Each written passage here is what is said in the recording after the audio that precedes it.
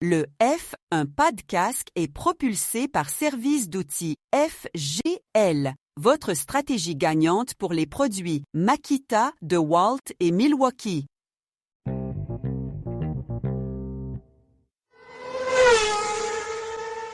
Vendredi 14 août, mon nom est Martin Simon, Simon avec un C, et il me fait plaisir de vous souhaiter la bienvenue à un autre épisode du F1 Podcast. Aujourd'hui, c'est notre formule entre deux courses, ce qui signifie qu'on discute des sujets de l'heure dans le monde de la Formule 1, et on débute maintenant. Il est maintenant temps d'aller rejoindre notre collaborateur. Vous êtes habitué de l'entendre dans nos épisodes du vendredi. J'ai la chance de mettre la table de tous les grands prix de Formule 1 avec lui. François Goulet, descripteur, analyste des courses de Formule 1 et d'endurance à la GTCQ.tv, mais avant tout, un pilote de nos amis de la Team FSR. Comment vas-tu, mon cher François? Alors, tu peux rajouter caméraman Ah oui. amateur, semi-professionnel désormais, au grand éventail des talents que je suis en train de développer face à la course automobile. Ben, les podcasts vont il est de plus en plus long parce que ton CV s'agrandit. Puis là, Incroyable. tu fais bien de le dire, oui, tu étais caméraman par passion lors du Grand Prix de Trois-Rivières. Puis ça tombe vraiment bien parce que je voulais faire un retour avec toi. Bien sûr, avant qu'on se lance dans les grands sujets d'actualité, c'est sûr qu'on va parler de Cadillac. Cadillac a retenu l'attention, mais avant qu'on se lance là, un sujet un peu plus local, mais c'était le Grand Prix de Trois-Rivières le dernier week-end. Tu étais là, ça se poursuit même. Il y a d'autres activités qui vont se poursuivre dans les week-ends suivants. Je pense qu'il y a un rallycross en fin de Oui, semaine. tout à fait. Ces choses-là. Mais tu étais là, tu l'as vécu sur place. Je ne sais pas si c'était la première fois que tu allais là ou tu y avais déjà été par le passé, mais parle-nous un peu de ton expérience, comment tu as vécu ça. Bon, ben, je vais tout de suite répondre à ta question. Ce n'était pas la première fois que j'allais au Grand Prix de Trois-Rivières. Si je compte le nombre de fois que je suis allé, c'était peut-être la 6 ou la septième, mais ça faisait une dizaine d'années que j'étais pas passé par là. Et puis, je suis allé surtout quand j'étais jeune, moi. Mettons, on va dire le milieu, fin des années 90, début 2000. Après ça, il y a eu un long moment où je suis pas allé, puis je suis retourné en 2016. Et là, c'était un retour. Donc, j'ai eu bien du plaisir. Ça faisait très longtemps là, que j'avais pas été. Ben, j'avais été à Montréal, mais à Trois-Rivières, c'est différent un peu parce que j'ai passé toute la fin de semaine là, de vendredi à dimanche, avec mon ami Dominique Simard qui m'a invité pour faire son caméraman. Donc, on a eu bien du plaisir. Puis, écoute, il y en avait. Ben, j'aurais pu dire j'en ai eu pour mon argent, mais j'ai été invité là, donc j'ai pas eu à le payer. Mais je dirais que le salaire que j'ai eu, c'était de pouvoir profiter de la course toute la fin de semaine. Et puis, il y avait 8 différentes séries, là, types de courses. Donc, il y en avait vraiment là, pour tous les goûts. Puis, j'ai eu bien du plaisir. Écoute, je pourrais te faire la nomenclature de toutes les voitures qu'il y avait là, mais ça fait quand même. Ça en fait beaucoup, mais le NASCAR Canada, évidemment, était la série reine. Je te dirais que la série radicale qu'on avait vue l'année dernière là, Ah avec oui. Jean-Christophe en plus qui avait Ouais. participé, là, cette année, il y avait facilement le double de voitures inscrites. Mm. C'était spectaculaire, puis c'est des voitures qui tournent le plus rapidement autour du circuit, puis il y avait des mini-légendes, des petites voitures, on dirait des petites voitures antiques, c'est minuscule, on dirait des go-karts en fait, autour de la piste. Il y avait des vieilles voitures musclées, il y avait des Lamborghini, des Ferrari de course aussi, là, qui était la Coupe du Maire qui appelle, donc c'était un peu pêle-mêle, mais ça menait du train en tout cas. On a entendu beaucoup de moteurs, il y avait beaucoup de gens qui avaient des bouchons dans les oreilles, des casques, il y avait beaucoup de monde là, c'était vraiment intéressant, donc j'ai vraiment trippé en fin de semaine là, au Grand Prix de Trois-Rivières, puis je le conseille à tous, là. C'est une belle organisation, c'était bien, fait que l'année prochaine, ne manquez pas ça. Ah, ça date de longtemps. Puis c'est vraiment Ouais, ouais. le rassemblement, à part le Grand Prix du Canada, là, c'est vraiment le rassemblement pour les passionnés de course automobile. Même, je dirais que ça va un peu plus loin parce qu'il y a tellement de séries, puis c'est des séries qui sont un peu sont plus accessibles, bien sûr, là, Ouais. quand on parle de stock car ou qu'on va justement dans la série radicale qui, pour moi, était mon coup de cœur de l'année dernière, avait volé le spectacle. Pour les gens qui ne connaissent pas la série radicale, je vous invite à aller voir ce que ça implique, ce que ça ressemble. C'est une voiture britannique là, qui est adaptée pour faire des courses, mais c'est une voiture qui est très maniable. C'est une voiture qui donne un très bon spectacle. Comme tu dis, j'ai entendu dire que le temps autour, c'est eux qui étaient le plus rapide, parce que je serais pas surpris de cette statistique-là, mais c'est-tu parmi les voitures les plus rapides qui étaient là ce week-end? Oui, Oui. tout à fait. Ben, en fait, là, il y a eu une petite averse à un moment donné. Donc là, on va dire qu'il virait un peu moins vite. Sauf que de toute catégorie confondue, j'avais entendu entre les branches que c'était eux qui avaient le tour le plus rapide, je pense, en 1 minute 5. Wow, Si je me trompe pas, là, pour faire le tour du tracé. Puis, non, ça roulait, là. Puis, les radicales l'année dernière, ben, moi, j'étais pas là, mais on m'avait dit que, mettons, leur paddock était un petit peu à l'écart. Ben là, cette année, il était vraiment comme dans plein milieu, donc plus accessible pour le public. Puis ça, c'est quelque chose que j'aime bien du Grand Prix de Trois-Rivières, c'est la proximité. Hein, on voit les pilotes, on voit les Oui. voitures. On peut parler même à des pilotes, ils sont très accessibles, donc c'est très intéressant pour ça. Fait que Radical est vraiment comme une série qui se présente à l'avant-plan, si on veut, pour le Grand Prix de Trois-Rivières. Donc, ça gagne beaucoup en popularité. Puis on l'a vu là, au nombre d'inscrits qu'il y avait. Comme je le répète, Jean-Christophe, là, j'aurais bien aimé te voir là en Ah fin de oui. semaine parce que j'ai Oui. l'impression que tu aurais bien fait. Là. C'est Tagliani il a gagné 2 courses là, en fin de semaine. Tagliani, il a une bonne voiture, il a une bonne équipe, mais je suis certain que Jean-Christophe, là, l'année prochaine, s'il te plaît, sois-y. Ben, Jean-Christophe, l'année dernière, avait une voiture qui était pas la meilleure sur Il y a eu des problèmes de transmission, si je me Ouais, rappelle des bien, là, problèmes. puis il était dans le coup. Ouais, tous Donc, les freins, il y avait eu même les ouais, pneus. Il y en a certains qui avaient des nouveaux pneus. Finalement, à la dernière course, on lui en avait donné. Donc, mais il s'était pas caché derrière ces excuses-là. Puis il avait très bien fait. Puis il était dans les temps. Là. Toute la fin de semaine, il c'est était dans la ça. Là. compétition. J'aurais vraiment aimé ça le revoir. Mm. Puis j'aurais aussi aimé revoir la voiture F1 Podcast. Là, parce que moi, je trouve que c'est ce qui manquait en fin de semaine, Ben, c'est d'avoir tout une à fait. voiture avec le logo F1 Podcast dessus, comme on avait l'année dernière. Donc, c'est sûr que Jean-Christophe. Puis la série Radicale, je sais pas s'il y a des personnes décisionnelles à l'écoute, mais moi, je trouve que c'est une série qui se prêterait drôlement bien à la télévision. C'est quelque chose qui Oui. serait intéressant à regarder. Tu sais, les produits locaux, on en a de moins en moins. Là. Oui, on a le NASCAR Canada qui a été repris. Je pense que maintenant, c'est TVA Sport ou quelque chose comme ça qui les présente, les Oui. courses. J'espère qu'ils font pas ça à 1 heure du matin et qu'ils nous passent pas des reprises 100 fois dans la semaine que tu sais plus ce que tu écoutes vraiment, là, comme ils font avec d'autres sports. Mais déjà, au moins, on donne une plateforme aux produits. Mais je trouve que la série Radicale, c'est quelque chose qui se prêterait bien. Mettre un peu de course automobile, des fois. C'est bien le fun, les reprises de BMX, puis de plongeon, puis toutes ces affaires-là, ça en prend toutes, mais de la course automobile, des fois, accessible, surtout avec des pilotes canadiens. Si c'était à la télévision, on serait capable d'aller chercher des commanditaires, mettre des Québécois dans les voitures. Mhm. Là, tu le dis, les gens ont vu ce que ça avait l'air, Trois-Rivières, l'année dernière. C'est pas tout le monde qui a fait le déplacement. C'était la première édition de la série Radicale. Puis là, on a vu que c'était un bon spectacle, ça donnait ça donnait vraiment un bon divertissement. Fait que là, on a dit, une belle place pour les commanditaires. Je suis pas surpris que tu me dis qu'il y avait plus d'inscriptions cette année. Ce qui a retenu l'attention, là, je sais pas Mhm. si ça a été ça ton coup de cœur, mais j'ai l'impression que c'est ce qui a été le plus couvert lors du week-end. C'est la voiture de Gilles Villeneuve. Donc, 50 ans après sa victoire, bien sûr, au Grand Prix de Trois-Rivières sur le circuit trifluvien avec la March 76B, le châssis 003 qui a marqué l'imaginaire. Pour les gens qui ne l'ont pas l'image en tête, mais c'est la voiture blanche Direct Film au numéro 69. Peut-être que là, ça réveille des souvenirs. Pilotée par Bertrand Godin, donc elle était en Mhm. sécurité. Ça, j'ai vraiment aimé ce qu'on a fait parce que même les vidéos sur Internet, ça donnait l'impression que c'était très rétro, hein. On avait habillé des gens un peu comme à l'époque, on avait sorti les drapeaux, on lui a remis le drapeau, il a fait le tour d'honneur. J'ai envie d'avoir un peu ce que tu as ressenti, puis le sentiment ou l'émotion qu'il y avait parmi les partisans dans les estrades lorsque la voiture mythique de Gilles Villeneuve s'était lancée sur la piste. Bon, ben, première des choses, cette fameuse voiture-là, là, je l'ai devant moi parce que j'ai un laminage de cette voiture-là. Donc, tu sais, je peux la regarder pendant Oui. que je te parle. Ben, j'avais un travail à faire, hein. Je devais la filmer. Donc, j'étais très près. Donc, ils l'ont installée, on va dire, en avant à gauche de la grille de départ du NASCAR. Donc, c'était vraiment en marge de l'événement principal, histoire d'avoir aussi le maximum de personnes. Donc, Bertrand Godin était dans la voiture. C'était très tu sais, pour moi, c'est quelque chose de la voir en vrai et surtout d'entendre le son. Mhm. Parce qu'on a déjà vu soit des voitures comme ça ou des répliques de voitures comme ça, mais on n'entend pas le son. Et là, cette voiture-là, elle fonctionnait, elle roule. Joanne Villeneuve a remis le drapeau à Bertrand Godin. Évidemment, il y a eu quelques photos, tout ça, donc ça fut très protocolaire. Il y a eu beaucoup d'applaudissements, sifflements, mais dans le bon sens du mot, Mhm. du terme. Et Bertrand, qui est aussi Bertrand Godin, moi, que j'avais vu évoluer depuis très longtemps lorsqu'il était dans la filière Players au Grand Prix de Trois-Rivières. C'est là que j'ai découvert ce pilote-là, connaît très bien le tracé. Donc, il est évidemment, je sais qu'il aurait bien aimé la fouetter. OK? Sans le connaître personnellement, je sais qu'il aurait bien aimé avoir le pied pesant puis la tester, mais il était très respectueux de la machine. Donc, il a fait un tour là, avec le drapeau, puis je l'ai revisité sur caméra parce que j'ai pas pu le suivre là, en courant derrière la voiture. Quoique j'aurais quasiment pu faire un jogging derrière. Il y a Pascal qui a pris des belles photos aussi.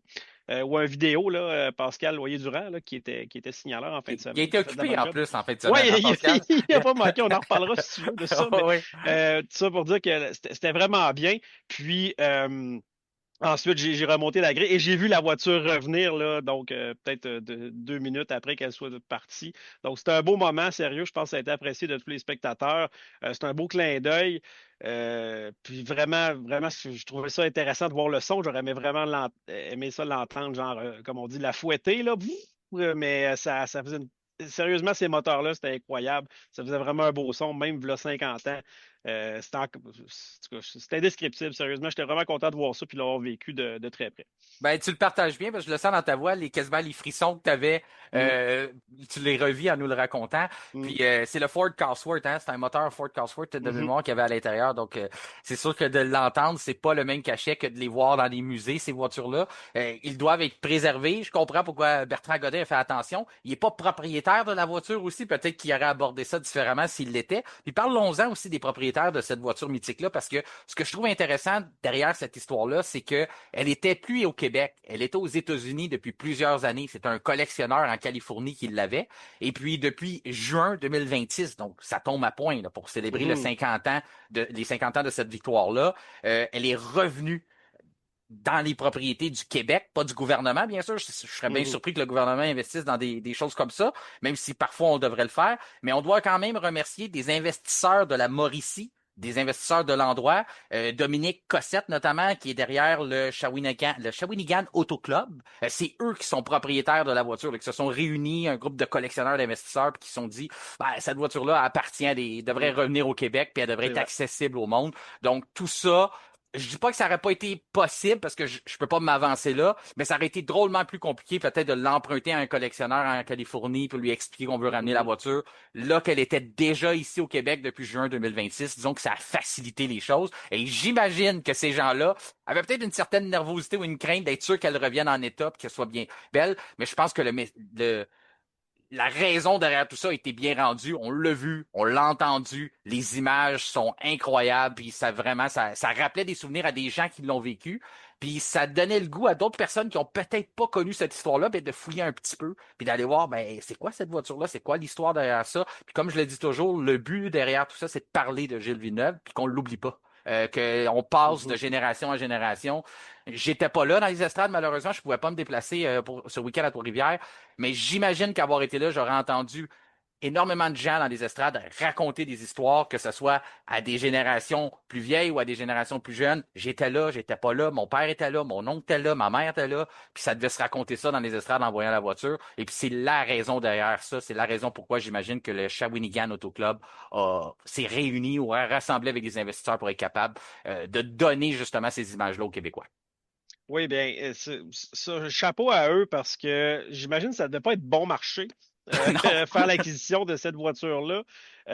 C'est drôle que tu parles de personnes qui racontent des histoires parce que j'ai eu la chance de faire la connaissance de Marc Quentin. Je ne sais pas si tu connais Marc Quentin, mais c'est quelqu'un qui gravite autour de la course automobile depuis des décennies. Puis il a connu personnellement Gilles Villeneuve. Puis un moment donné, il était tout seul à une table. Je suis allé m'asseoir avec lui parce que j'étais tout seul moi aussi à ce moment-là. Je peux m'installer là. Et on s'est mis à jaser pendant 1 heure de temps. Puis il me racontait des trucs sur Gilles Villeneuve. Donc j'étais comme j'avais la gueule à terre, comme on dit, puis je l'écoutais parler comme avec grand intérêt. Donc, c'était vraiment intéressant, sérieux, là, de pouvoir vivre ce moment-là. Puis, si jamais il y en a qui veulent vraiment voir cette voiture-là à l'œuvre, il y a un canal YouTube que je t'ai parlé l'autre jour qui s'appelle le Mhm. Monaco d'Amérique, qui parle beaucoup de circuit Trois-Rivières. Et il y a une course, le Grand Prix de Québec est là-dessus. Puis on voit Gilles Villeneuve conduire cette voiture-là et la fouetter comme seul lui savait le faire. Donc, je vous invite là, à voir ça. Fait que, en tout cas, c'était un beau moment. Puis je suis content de l'avoir vécu. Puis j'avais juste le goût d'aller y toucher, d'aller serrer à la main Bertrand Godin, de dire bonjour à Joanne Villeneuve. Mais je me suis gardé une gêne et je suis resté professionnel. Mais un jour, peut-être, je les rencontrerai. Ah, ben, je suis persuadé que ça va arriver un jour. C'est des gens qui sont assez accessibles aussi. Donc, c'est toujours. Puis dans les événements qu'on va, ben, c'est des gens qu'on a des chances de croiser aussi. Quand on parle de cette voiture-là, que c'est une voiture mythique, je suis persuadé qu'il y a des gens qui nous écoutent qui se demandent, OK, on connaît la voiture, mais c'est quoi l'histoire derrière ça? Puis qui ne connectent peut-être pas les deux histoires ensemble, mais on raconte souvent Mhm. lorsque Gilles a été aperçu ou a été découvert par James Hunt, ben c'est là, Mhm. c'est grâce à cette Ouais. voiture-là. Et il avait battu James Hunt. Souvent, on retient juste le nom de Hunt dans cette histoire-là parce que bien sûr, il a joué un rôle quand même assez important parce que c'est lui qui avait référé par la suite Gilles Villeneuve. Mais faut pas oublier qu'il y avait Alan Jones aussi. Donc, quand on regarde après plusieurs années et qu'on fait le constat de ça, ben, le petit gars de Berthierville avait quand même battu deux champions du monde. Alan Jones ne l'était pas encore de mémoire à Mhm. l'époque, mais quand on regarde aujourd'hui avec le portrait global, on sait que ces deux-là, ben, je vais prendre une expression que tu prends des fois, c'était pas des pieds de céleri, hein? C'est ça que tu prends des fois? Non, ben, moi je dis Ouais. souvent c'était pas des pichous. Des pichoux, oui, c'est Ouais, ça. mais écoute, il n'y avait pas juste ça. Écoute, il Ouais. y avait Vittorio Brambilla, qui était Oui, aussi un pilote de renom. Bobby Rahal, hey, Bobby Rahal était là. Patrick c'est ça. Tambay, Richard Spenard Quand même. courait Ouais. là-dedans. Donc, il y avait quand même beaucoup de bons noms là. Sérieusement, de toute façon, on le sait que Gilles Villeneuve, c'était un pilote exceptionnel. Il était reconnu par ses pairs. Puis là, quand je dis ses pairs, là, on parle ici de Sterling Moss et Juan Manuel Fangio. Je les ai vus dans une entrevue. Il le considérait comme le plus rapide. Niki Lauda, c'était pareil. Donc, tu sais, c'est incroyable, là. Gilles Villeneuve, moi, je l'ai en adoration juste parce que je comprends ce qu'il signifie pour tout ce monde-là. Oui, oui, puis c'est des belles occasions comme ça de le rappeler à tout le monde. Je le répète, puis je le répéterai pas assez souvent, de dire ça prend des événements comme ça. Bravo au Grand Prix de Trois-Rivières aussi qui avait organisé aussi un événement sur les 5 victoires de Gilles au Canada. Donc on remettait aussi une plaque pour cette victoire-là pour commémorer. Donc on avait vraiment fait notre événement autour de cette édition-là de 1976 qu'on célébrait 2026, donc 50 ans pile. Tout est bien arrivé, les astres de revoir la Mhm, voiture à temps, d'avoir Bertrand Godin disponible. Je suis persuadé qu'il aurait sûrement clairé son agenda là, pour une occasion comme ça. Parce que j'ai mhm. écouté, si vous n'avez pas eu la chance là, sur ses réseaux sociaux, il a été très généreux aussi de partager autant. Je ne sais pas si tu as vu, François, mais il y a eu même un moment à l'intérieur de la caméra, à l'intérieur de la voiture avec une caméra, donc tu peux voir la vue embarquée pendant qu'il pilote la voiture, qui tient le drapeau d'une main, puis qui salue les gens de l'autre, puis qui tient le volant en même temps, puis bien sûr le bras de vitesse, tout ça. Donc, c'est assez intéressant de voir ça et de le vivre de l'intérieur aussi, ce que lui voyait. Maintenant, avant qu'on parle du dossier, parce qu'il y a un autre dossier au Québec qui a été très, très, très médiatisé. Je suis persuadé que tu en as entendu parler beaucoup à Oui. Trois-Rivières, c'est ce qui concerne Saner. Restez à l'écoute, on va en parler d'ici la fin de l'épisode. On va revenir là-dessus sur ce qui se passe avec ce dossier-là de Saner, parce que je pense que on a une certaine responsabilité d'en jaser aussi et d'impliquer les gens dans le dossier qui ne sont pas au courant. Et ici, on peut aussi réussir à les interpeller puis à les joindre à cette cause-là, ça pourrait être intéressant. Mais on en parlera un petit peu plus tard parce que je veux quand même qu'on revienne au sujet principal, c'est-à-dire la Formule 1. Oui, c'est une pause d'été. Oui, Mhm. pause estivale, il n'y a pas beaucoup d'actualité, mais on en a quand même. Il y a des sujets qui sont importants à discuter quand même. Et quand je suis rendu dans les réseaux sociaux, que je vois des gens qui créent des livrets sur des maringouins, je me dis, on est vraiment rendu au fond du baril. Là. Je sais pas si tu as vu ça passer. Là, Non, ça, là, je ne l'ai pas vu, moi, ou être c'est moi qui ai franc, là. rendu des livrets de Formule 1 sur des mosquitos puis en tout cas, je me dis, on est vraiment rendu au fond du baril. Mais Cadillac a sauvé la situation parce qu'ils se sont dit, ah, ça manque de piquant. Ils ont peut-être vu la même publication que moi. Ils ont dit, tiens, on va mettre un peu d'épices dans cette pause estivale-là. On a décidé de congédier notre directeur d'écurie qui est Graham Lawden après seulement 11 Grands Prix à la saison, 11 Grands Prix dans la vie de l'écurie Cadillac. On va déjà passer à un deuxième directeur. Je vais commencer par ça. As-tu été surpris par cette décision-là après seulement 11 Grands Prix? Oui, oui, parce que, euh, comment dire, c'est pas une écurie de premier plan, c'est une nouvelle écurie. Je me serais attendu à ce qu'on laisse peut-être la chance aux coureurs, une façon de parler. Mhm. Je veux dire, est-ce que c'est lui le responsable du fait que l'écurie est en fond de grille comme ça? L'unique responsable, là, je vais faire mes guillemets. Donc, j'en doute. Donc, oui, je suis un peu surpris que ça arrive aussitôt. Remarque qu'il aura, il aura duré plus longtemps que Liam Lawson avec Red Bull. Oui, c'est ça la norme, hein, c'est ça. Mhm. Ou Puis, normalement, c'est des directeurs d'Alpine là, qui perdent leur job T'as rendu raison, à t'as cette raison. année. C'est pas une bonne comparaison que j'ai faite. Non, Merci non, de mais c'est rectifier. correct. Non, non, je la comprends. Il a quand même battu le record de Lawson. 11 Grand Prix. Il y a deux versions à ça. Hein. Quand on commence à gratter un peu, d'un côté, Dan Torres a l'air, qui est le PDG, bien sûr, de cette division-là de General Motors, en fond, qui chapeaute les activités en F1, qui chapeaute ce Mhm. projet-là depuis le début. Puis, d'un bord, on parle comme si c'était planifié, qu'on comptait sur Graham pour monter l'écurie, puis après ça, qu'on voulait passer à une autre étape, peut-être plus, on a eu un bâtisseur, puis maintenant, on veut un gestionnaire, parce qu'on a trouvé Mhm. un gars qui remplit exactement ces cases-là, du moins son CV porte à croire qu'il est capable de remplir la gestion. Pour les gens qui n'ont pas entendu, le remplaçant de Graham Lawson sera Marcin Budkowski. Je pratique mon polonais avec toi Oui, aujourd'hui. tu fais bien. Ingénieur polonais, 49 ans, donc pas très vieux. 2 décennies en F1, malgré son âge, là, qui n'est pas si vieux comme je le disais. Passage chez Alpine de 2021 à 2022. Comme on parlait, Alpine, on reste pas là longtemps. Peut-être que la gestion, ça faisait pas avec ce que lui voulait faire. FIA de 2014 à 2017. McLaren de 2007 à 2014, donc quand même 7 ans avec les grilles orange papaye. De 2002 à 2007, était chez Ferrari. Et là, ça va rappeler des souvenirs. 2001-2002 avec Prost. C'est là qu'il avait débuté. Quand on nomme Prost sur un CV, normalement, ça fait longtemps que tu étais en F1, là, parce que sinon, tu n'as pas ça sur ton CV. C'est un gars qui est très bon dans la gestion. Là, on parle du côté, pour revenir à ce que Dan Torres mentionnait, que c'est pas d'un commun accord. On a décidé de mettre fin à ce qui se passait avec Loudon, donc peut-être qu'on n'aimait pas la direction. On entend aussi entre les branches que c'est des communications entre Loudon et General Motors. Qui représente General Motors, ben, c'est Torres. Est-ce qu'il y avait un différent, divergence d'opinion? On parle aussi qu'on veut maximiser le budget. Donc, est-ce que du côté de la direction, on trouvait qu'il y a des améliorations qui ont été apportées au circuit? On sait qu'avec l'ère d'un plafond budgétaire, maintenant, François, c'est pas pour rien qu'on Mhm. parle de gestion et toutes ces choses-là, parce que on n'a pas trois chances. Hein. On a une chance de faire une bonne voiture, puis après ça, bon, on a des améliorations qui viennent dans la saison. Mais si tu manques ton coup trop souvent, si ce que tu apportes au circuit ne porte pas fruit, puis ne vient pas te donner de meilleures performances ou de meilleurs résultats, ben, tu peux pas refaire constamment des pièces parce que tu tournes en rond et à un moment donné, tu vas arriver à ton budget, à ton plein budget, puis tu n'auras plus d'argent pour continuer à développer ta voiture. Donc, est-ce que c'est ça qui nous dérangeait pour l'instant dans la direction que Cadillac prenait après, en cette première moitié de saison-là? On trouvait qu'il n'y avait pas nécessairement une forme d'amélioration, on trouvait que le budget n'était pas dépensé de la bonne façon. On ne le sait pas, mais c'est ce qu'on entend entre les branches, qu'il y avait discorde entre le camp Loudon et le camp peut-être General Motors. Tout ça pour dire, le résultat fait ou nous laisse porter à croire que ça pourrait bien être une hypothèse plausible, qu'il y avait quelque chose qui fonctionnait pas entre les deux parties pour qu'on décide de lancer la serviette aussitôt. Oui, ben, tout à fait. Puis, faut pas oublier que Cadillac, en ce moment, c'est pas, tu sais, ils n'ont pas la performance voulue, ils n'ont pas la fiabilité voulue. Et amener quelqu'un avec plus d'expérience, justement, on voit, tu as nommé un peu son CV, il est passé dans des écuries de pointe, à des moments où ces écuries de pointe-là, d'ailleurs, ont connu du succès. Hein, Mhm. faut pas oublier ça. Tu sais, Ouais. Ferrari de 2002 à 2007, il y en a eu des championnats pendant ce temps-là avec Michael Schumacher. Donc, c'est quelqu'un que je crois est davantage apte à amener Cadillac au prochain niveau. Donc, on a démarré, on a testé.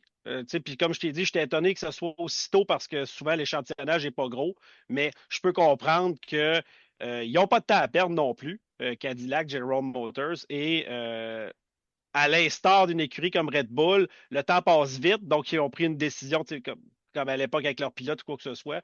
De leur côté, Cadillac prennent une décision rapide et puis veulent tout de suite s'aiguiller dans la bonne direction. Donc, j'ai bien hâte de voir ce que ça va donner parce qu'on aimerait bien qu'ils aient leur premier point, pas qu'ils finissent à 0 point cette année parce que moi, je leur souhaite bien du succès à Cadillac, là, dans le fond. Donc, j'ai je suis, en fait, je pense que je suis content de ça parce que je veux voir de l'amélioration. Ben, je reviens un peu à ce qu'on a parlé dans notre bilan mi-saison. Pour les gens qui ne Mhm. l'ont pas encore écouté, on a distribué des notes aux 22 pilotes, 11 écuries. L'épisode est déjà disponible. On va mettre un lien aussi dans cet épisode-là. Donc, si vous descendez un peu plus bas, vous allez avoir accès à ça. Vous allez pouvoir écouter ça après notre entre-deux courses. Moi, j'avais trouvé que oui, c'était pas nécessairement les résultats escomptés. J'étais déçu de ce qu'on nous présentait, mais qu'au moins on mettait les efforts. Puis je pense que ça va dans cette lignée-là, de dire qu'on n'est pas là, puis justement, Dan Torres l'a réitéré, on n'est pas là, on veut pas simplement participer au championnat de Formule 1. Je pense un peu à Az quand je dis ça. Ouais, je pensais à la même chose que Même toi. Ils veulent pas être des figurants comme Az, ils veulent pas avoir la même étiquette qu'eux autres. Ou ce que je reprochais à Bottas d'être content d'être là, puis c'est tout, là. À un moment donné, il faut que tu donnes un peu plus ou tu montes un peu de hang. J'ai l'impression que c'est ce que Cadillac nous a montré, ou que je reviens avec l'entité General Motors au-dessus de tout ça. On pensait peut-être frapper un plus grand coup. Puis là, on était un peu déçus. On a resté sur notre appétit. 0 point après 11 Grands Prix. Il y a aussi 9 fois qu'on n'a pas terminé une course. Donc, à 9 sur les 11 premiers Grands Prix, c'est arrivé, il y a 9 fois qu'il y a une de nos deux voitures qui n'a pas terminé. C'est pas l'idéal. Peut-être que ça aussi, ça vient un peu nous titiller. Puis, mais ce que je trouve en arrière-scène, c'est que les investissements sont là. Donc, c'est sûr que lorsque tu ouvres le carnet de chèques, que tu dépenses de l'argent, mais tu t'attends à longue d'avoir une certaine progression. Si tu n'ouvres pas le carnet de chèques comme Ginaz et que là, tu demandes à tes employés de faire des miracles, ben là, c'est une autre dynamique. Mais c'est pas du tout ce qu'on ressent de chez Cadillac. J'ai eu la chance de visiter bien sûr de façon virtuelle, mais leur motorhome, excusez-moi de prendre le terme anglais, parce que je trouve que c'est la façon la plus facile, parce que roulotte, c'est vraiment pas des roulottes. Là. Je trouve pas que je trouve pas que ça se prête bien. Puis si tu as une chance d'aller voir ça, François, ou les auditeurs, là, c'est incroyable. Il faut que tu te rappelles peut-être 3 ou 4 fois dans la vidéo de dire OK, ils sont pas au bureau chef, là. C'est vraiment juste quelque chose qui se déplace de Grand Prix en Grand Prix, mais l'argent qui a été investi là-dedans, ça me laisse croire que on n'est pas gêné avec le portefeuille. Là. On veut mettre l'effort aux bonnes places. Vous allez me dire qu'un motorhome, ça ne te permet pas de gagner des grands prix, mais c'est quand même une hospitalité qui permet de donner une belle ambiance de travail, de donner un certain confort à tes employés qui sont sur la route. Juste ça, je trouve que ça monte bien. Là. On est bien loin de Minardi qui avait une tente avec des crottes de fromage. Là. On n'est pas là pantoute. Là. On est vraiment une écurie qui se présente vraiment pour être là, pas juste pour participer. Donc, l'image alentour de ça, les investissements, ce qu'on dégage va vraiment dans une écurie. Tu pourrais facilement croire en voyant leur véhicule, en voyant tout ça, de dire c'est d'après moi, c'est une écurie qui est championne ou qui est pas loin des championnes du monde parce qu'on met les efforts aux bonnes places. Mais là, c'est pas ce qui se traduisait en piste avec les résultats que je viens de dire. Toujours aucun point. On a passé très près avec Sergio Perez, mais Sergio Perez avait fait une erreur à Monaco parce que là, on aurait un point. Je pense pas que ça aurait sauvé nécessairement l'emploi à Graham Lawden, mais le portrait global. As-tu la même image, toi, que Cadillac, par exemple? Ça veut pas dire que l'argent jette les résultats, parlez-en à Lawrence Stroll et à Aston Martin, mais au moins, moi, en tout cas, ce que je vois, c'est qu'on semble mettre les efforts, puis on veut réussir, puis on semble prendre les bonnes décisions pour arriver à ça. Ben, c'est tout naturel si on se rappelle le processus qu'ils ont dû traverser pour acquérir cette écurie de Formule 1-là.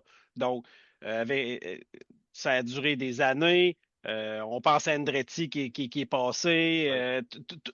Toutes les tractations qui ont eu lieu, ça fait quoi? Ça fait 3 ans que ça se décide, Martin? Non, comme 3 ans qu'on en parle, peut-être 4. Donc, c'est sûr qu'après tout ce temps-là. Avant la pandémie. C'est ça. Bon, regarde, tu vois, le temps passe vite là, de mon côté, mais si tu as fait tous ces efforts-là pour rentrer en F1, on peut-tu dire qu'un coup rentré dedans, je ne suis vraiment pas certain qu'ils vont dire bon, ben là, maintenant qu'on est là, on va, excusez-moi, je vais le dire en bon québécois, on va faire notre cheap. Non, on fera pas ça. Les mains de crocodile. Ouais. Donc, je faisais mon rénal dans la petite vie. Donc, toujours est-il que, non, Cadillac, c'est un projet sérieux. Oui, l'argent n'achète pas les résultats, ça on le sait. Quand tu parles de Lawrence Stroll, on peut revenir. Simon va nous entendre parler de BAR dans le temps. C'était une écurie avec énormément de fonds. Ils n'ont pas réussi à acheter la performance. On avait tellement d'argent, on pouvait faire 2 livrées. Ouais, c'est vrai. Donc, mais l'argent des cigarettiers, c'était quelque chose à l'époque. Donc, comme on disait, Cadillac, c'est un projet sérieux. On veut projeter aussi cette image-là de sérieux. Puis c'est drôle parce que je regardais l'autre jour justement des courses et je voyais une annonce de Cadillac. Et Cadillac. Ah, est belle l'annonce, oui. Ouais, c'est ça. Parce que si on se rappelle, Cadillac à l'époque, c'était des gros véhicules, des bateaux, si on veut. Le père à mon ami en avait une, Cadillac de ville. On était bien là-dedans. On était mieux que dans notre salon, là. On était large en arrière. C'était des grosses voitures confortables. Oui, des grosses cylindrées peut-être, mais c'était pas des voitures de performance. Maintenant, Cadillac ont leur division de performance et cette annonce-là était vraiment destinée à la ligne performance, le V là, de Cadillac. Donc, il y a l'Escalade, il y a la CTS-V. En tout cas, je ne me rappelle pas de tous les modèles parce que je suis moins un peu Cadillac depuis ce temps-là, du moins à part en F1. Là, toujours. Mais l'emphase est mise là-dessus. Donc, on veut montrer que Cadillac, ce n'est pas juste maintenant des voitures de luxe confortables, mais bien aussi qu'il y a de la performance derrière ça et ça part de l'écurie de Formule 1 et de l'image qu'on veut projeter avec cette marque-là. L'annonce que tu parles, moi, je la trouve très, très bonne. Puis, Ouais. ce qu'on entend, c'est des sons de moteur. C'est Ouais, pour montrer justement ouais, la performance. Et puis, je suis sûr que ça a attiré ton œil. À la toute fin, ce qui arrive, c'est que les voitures s'en vont quelque part. Puis, à la fin, il y a comme une porte de hangar qui ouvre. Puis, on voit un peu, on peut apercevoir, on la voit pas toute. Peut-être que c'était quelque chose de contractuel où on pouvait pas la montrer. Mais on peut apercevoir qu'il y a une F1, là, qu'il y a un devant d'F1 ou quoi que ce soit. On la voit pas au complet, mais elle est là. Je sais pas si c'est parce que ça avait été tourné avant qu'on fasse la livrée ou quoi que ce soit. J'ai pas les détails. Mais on laisse quand même entrevoir qu'il y a la F1 et que la performance part de là. C'est l'image qu'on veut nous vendre. Donc oui. Puis Audi dernièrement aussi a commencé à avoir une publicité qui roule avec la F1 aussi. On joint les deux. Donc ouais, super intéressant de voir que Cadillac met les efforts. On a pris une nouvelle directive. Ça va être à surveiller dans les prochaines semaines, voire prochains mois. Ce sera pas directement. Puis le fait aussi qu'il y a un volet du CV de Marcin Barkowski, excusez, il fallait que je le redise, ça va peut-être devenir un de mes noms préférés après Otmar, Zaffanauer et Franco Colapinto. Ouais. Mais Marcin Barkowski, lui, il a aussi sur son CV les ressources humaines. Donc, c'est quelqu'un qui est bon pour faire du recrutement. Et lorsque tu as une nouvelle écurie, tu as besoin d'aller attirer des cerveaux, d'aller attirer des ingénieurs, d'aller attirer du personnel, des mécaniciens, d'avoir tout ce beau monde-là qui travaille ensemble. Donc, peut-être qu'on trouvait aussi qu'au niveau recrutement, on avait un peu de difficulté, même si on avait réussi à aller arracher quand même de mémoire, c'est le chef mécanique, là, le chef mécanicien de chez Red Bull qui s'en va là. Euh, ouais, de mémoire, c'est ça. Ouais, en tout cas, il faudrait, mais il y a une grosse personnalité de chez Red Bull, mais ça, c'est Monahan qui s'en va là-bas, Paul Monahan qui s'en va C'est chez vrai, on en Cadillac de avait mémoire. parlé. C'est ça. Donc, quand même, c'était quand même un bon coup, ça, d'aller frapper ça. Peut-être qu'on en veut plus. On le sait pas. On est dans les peut-être. Mais du moins, les directions qu'on va prendre du côté d'écurie Cadillac dans les prochaines semaines, dans les voir dans les prochains mois, vont probablement nous laisser en savoir un petit peu plus. Puis, je fais confiance au paddock parce que lorsque les gens vont se réunir, tout ce beau monde-là va se réunir pour les Pays-Bas, ben ça va murmurer, ça va jaser, ça va chuchoter. Puis, il y a des choses qui vont sortir à travers les branches, puis on va en savoir un petit peu plus sur le dossier Cadillac. Un autre dossier qui risque de progresse, il a progressé un petit peu dans les dernières semaines. Je veux en parler avec toi parce que tu t'es pas prononcé sur le retour de Sepang au calendrier. On le sait, là, ça va s'appeler, c'est un peu bizarre, là, ça va s'appeler le Grand Prix de Bahreïn, mais ça va avoir lieu en Malaisie. Ça va être, on prend les dates du 2 au 4 octobre, donc on nous enlève une semaine où il n'y avait pas de Grand Prix, on nous enlève une édition de notre entre-deux courses, mais tant mieux. On va le remplacer par 2 podcasts, ça veut dire qu'on va avoir un Votre Guide le vendredi, puis on va avoir un retour sur le Grand Prix de Bahreïn en Malaisie. Ça va être un peu compliqué encore. Je sais pas comment on va tout démêler ça. À 6000 Le Grand Prix de Bahreïn en km. Malaisie, j'adore ça. C'est ça on va marquer à 6000 km de Bahreïn. Mais je sais que c'est un circuit quand même qui a eu. Ben, il a quand même eu sa part en Formule 1. C'est pas Silverstone, on va se le dire. Mais il y a quand même des souvenirs qu'on a de la Malaisie. La dernière fois qu'on est allé là, c'est en 2017. Je vous laisse avoir ton avis un peu sur ce tracé-là et le fait qu'on va le revoir puis qu'on va voir les voitures d'aujourd'hui évoluer sur le circuit de Sepang. Ben, le circuit de Sepang, pour moi, je suis content de le voir. Pas d'opinion en partage. Je suis Ouais. content de le voir revenir parce que, premièrement, la Malaisie, euh, les gens savent peut-être moins un peu, mais ça reste un pays qui est extrêmement axé sur la course. Peut-être plus les courses de moto, pour être très franc, là. Mais c'est un beau circuit. Il a été dessiné par le fameux architecte Herman Tilke. Il a fait Euh, tous les circuits il quasiment. a quasiment fait. S'il n'a pas fait tous les circuits, il a redessiné ceux-là qui étaient déjà là. Une Ouais. petite courbe ici. Bon, c'est moi qui l'ai fait, celui-là. Non, mais il faut quand même lui donner ça. Ouais. On peut tous se dire qu'on serait capable de dessiner un beau circuit de course. Sauf qu'il ne faut pas oublier que lorsqu'on fabrique un circuit de course, c'est pas juste tracé. Il y a beaucoup de trucs d'ingénierie là, Puis de de reliés à ça. sécurité. Ouais, ouais. Puis Donc, c'est passer. ça. Donc, C'est ça. Tu tasses pas des arbres, puis oh oui. Donc, ce gars-là, il devait mériter son salaire, là, très certainement. Donc, revenons. C'est un beau tracé que j'aime bien. virage en devers à un certain endroit. On se rappelle aussi la couverture. C'est couvert hein, autour Oui, des droits de départ-arrivée. Donc, c'est quand même très signature. Oui, c'est pas Silverstone, ça n'a pas l'histoire de Silverstone, mais c'est quand même un circuit qui était là pendant une vingtaine d'années. Donc, moi, je suis content de le voir revenir. C'est un circuit de mémoire qui donnait des bonnes bagarres quand même. C'était bien là que Lewis Hamilton avait, je crois, on va dire, le moteur de Lewis Hamilton avait rendu l'âme et ça avait été crève-cœur lors de son championnat, si je ne me trompe pas, l'année que Rosberg avait gagné. Là. oui, oui, ça Corrige-moi avait été si je un me point trompe. tournant. La Malaisie, C'est ça. puis c'est un circuit très technique et Oui, demandant aussi.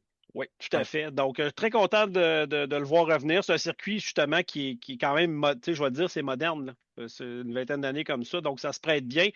S'il a à être là, je serais même pas, tu sais, s'il revenait en permanence, je serais pas étonné non plus.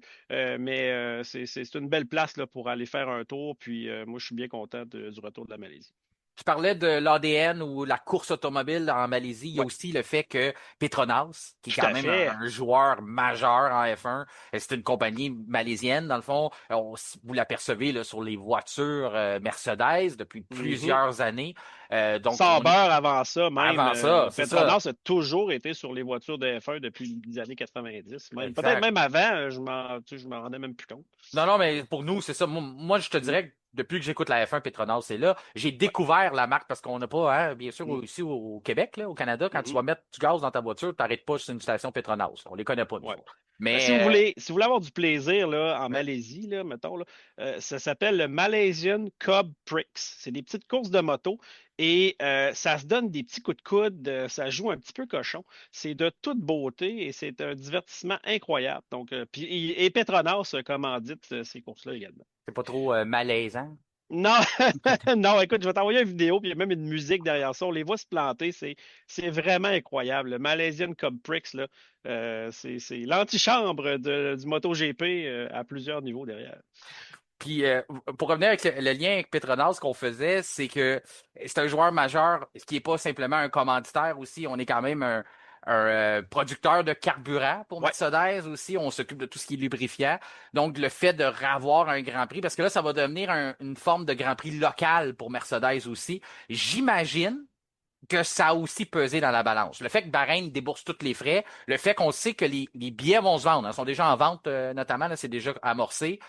Tout ça, c'est des facteurs qui jouent à emmener un Grand Prix là-bas. Et là, c'est ce qui m'emmène à notre autre sujet connexe à ça, parce que il y a encore des dates, il y a encore des Grands Prix qui ne sont pas Mhm. nécessairement coulés dans le béton, parce Ouais. que on rentrera pas dans la géopolitique, mais il y a quand même des conflits au Moyen-Orient qui se règlent pas, qui se règlent pas.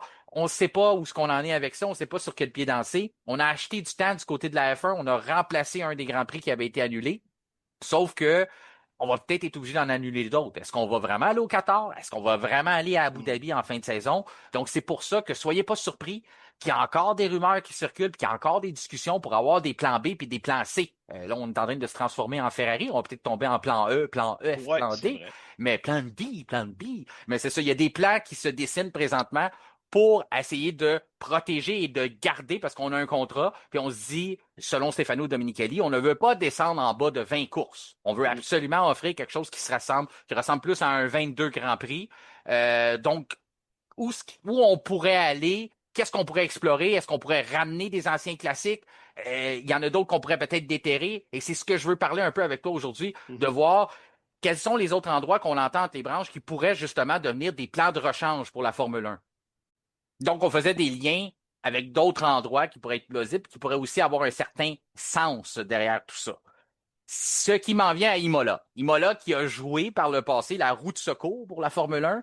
On se Mhm. rappelle notamment pendant la pandémie, on avait décidé d'aller là, malgré que ça a mal terminé. Pour remettre en perspective, on avait un contrat de quelques années. Finalement, l'inondation, on annule le Grand Prix Mm. d'Imola. De mémoire, c'est 2024. Puis après ça, 2025, on y retourne.